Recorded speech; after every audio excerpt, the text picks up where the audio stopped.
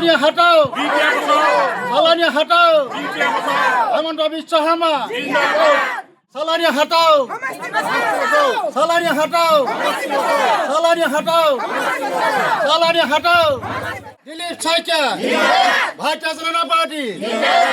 আমি সন্মানীয় ৭৩ নং বেৰপিয়া বিধানসভা সমষ্টি আমাৰ থলুৱা এই ভূমিত জন্মগ্ৰহণ কৰা হাৱা পানী বতাহৰ লগত বিভিন্ন ৰাইজৰ সমস্যাৰ লগত জড়িত হৈ থকা ব্যক্তিক আমি প্ৰাৰ্থিত্ব প্ৰদান কৰিবৰ বাবে আমি ওপৰমহলক জনাইছোঁ যে এনেকুৱা এজন ব্যক্তি লাগে যি নেকি সমাজৰ ৰাইজৰ সকলো সমস্যাৰ বিষয়ে অৱগত হয়।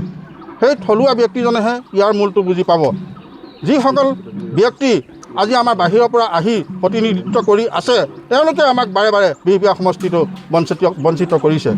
কাৰণ কিয় আমাৰ ইমান এটা ডাঙৰ সমষ্টি য'ত নেকি আমাৰ মহাপুৰুষ শ্ৰী শ্ৰী মাধৱদেৱৰ জন্মস্থান, এনেকুৱা এটা পবিত্ৰ স্থান য'ত নেকি শ্ৰী শ্ৰী অনিৰুদ্ধদেৱৰ জন্মস্থান, ইয়াত আমাৰ বেৰপিয়া সমষ্টিত শিক্ষিত যুৱক যুৱতী নেতা নাই নেকি? আছে, বহুতো প্ৰাৰ্থিত্ব কেন্দ্ৰিক আমাৰ ইয়াত আছে, কিন্তু আমাক দিয়াত অৱহেলা কৰিছে। কোনোবা এজন ব্যক্তি তাৎক্ষণিকভাৱে ধূমকেতুৰ দৰে আহি তেওঁ যোগদান কৰিয়েই যে আমাৰ এই সমষ্টিত টিকেট লাভ কৰিম বুলি দম্ভালি মাৰি থাকিলে আমি ৰাইজে নেমানো, আৰু আমি দলীয়ভাৱে ভাৰতীয় জনতা পাৰ্টি হিচাপে আমি নেমানো। পটককৈ আহি পেলাই মানে কি বিজেপিত জইন কৰিছে, জইন কৰি পেলাই যদি আৰু MLA হয় তেতিয়া কেনেকৈ হ'ব? আমি এজন যোগ্য মানে ভাল MLA বিচাৰোঁ থলুৱা হ'ল। অমীয়া বুলি কোনো কথা নাই, অমীয়া 5 বছৰ খালে হ'লেও যোগ্য এজন হ'ব লাগে। আৰু অমীয়া যোগ্য নহয় নেকি?